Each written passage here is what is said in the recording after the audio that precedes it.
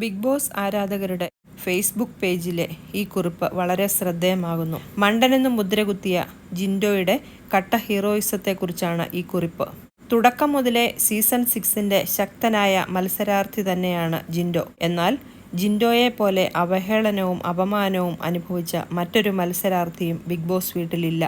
Big boss ഹൗസിലേക്ക് കടന്നുവന്ന നാൾ മുതൽ വളരെ സാധാരണക്കാരനായും ജെന്യുവിനായും മാത്രമാണ് ജിൻഡോ നിന്നിട്ടുള്ളത്.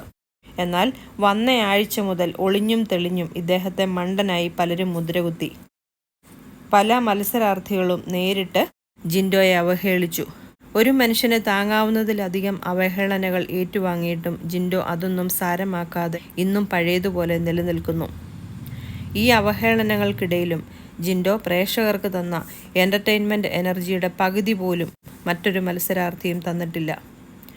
മണ്ടനെന്നും പൊട്ടനെന്നുമൊക്കെ വിളിച്ച് അവഹേളിച്ചിട്ടും അദ്ദേഹം വളരെ സാധാരണക്കാരനായി ഹീറോയിസത്തിലേക്ക് മുന്നേറുന്നു.